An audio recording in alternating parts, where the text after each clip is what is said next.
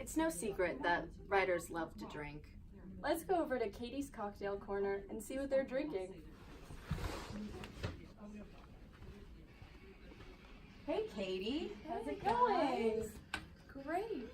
So I wanted to share with you, I'm sure everyone is familiar with the quintessential Hemingway daiquiri. What So is this- Hemingway drinking? Blunt author avid readers have come to adore, famously quipped, "Write drunk, edit sober."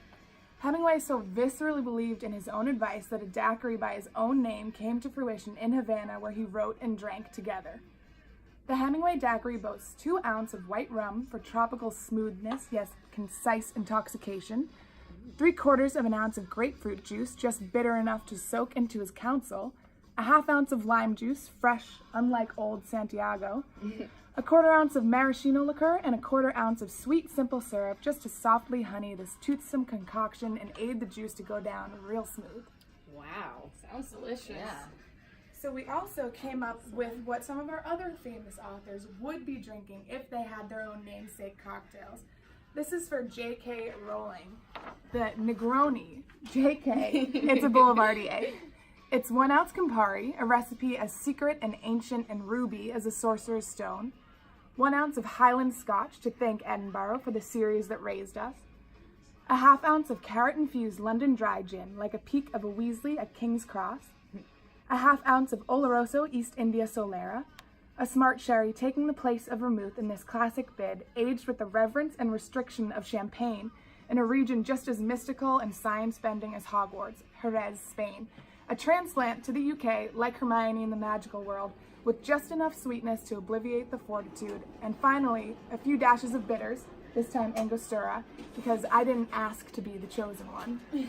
Love it. That sounds magical. Then we have one of our favorite nonfiction writers, David Sedaris, the Sedaris Sour, with 1.5 ounces of ouzo, because in America we don't forget our roots as long as it's convenient. 3/4 an ounce of lemon juice, because the world's not bitter, it's sour. 1/4 of an ounce of lime juice, because we're sticking with the citrus family here. 1 egg white to leave you frothing at the mouth, mint to cool you down like New York City in the wintertime. This is a cocktail that's funny yet creamy and cool, classic and new. It ties old worlds together and serves them on a new wave geometric silver platter, slaps you with the absurdity of truth. Egg and mint together at last. Sounds like an interesting combination. And then, lastly, we have a poet. What would Emily Dickinson be drinking? Everyone wants to know. The untitled tiki drink. Obviously, this bitch is a fucking tiki drink. What's going on here? A suffering bastard for sure. 3/4 of an ounce of allspice dram. This is rum that's gone punk or emo. 3/4 of an ounce of bourbon. Make it American and sweet and sad. Throw in some golden amber rum. 3/4 of an ounce to keep it consistent. Manzanilla sherry for the chalk and soil and dryness. A 1/2 ounce of orgeat for the nuttiness.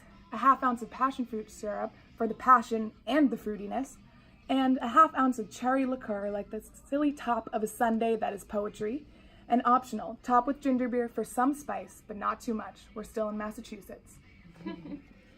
Sounds dark, but I like that. Yeah, which one would you drink? That's a tough one. You know, I know, I they want to always- go with the Sedaris Sour just because I'm Greek, Gotta so I'm keep a your little roots. partial to it. But the Hemingway daiquiri does sound pretty good. Yeah. Might have to just try them all. Yeah, something for every drinker and every writer.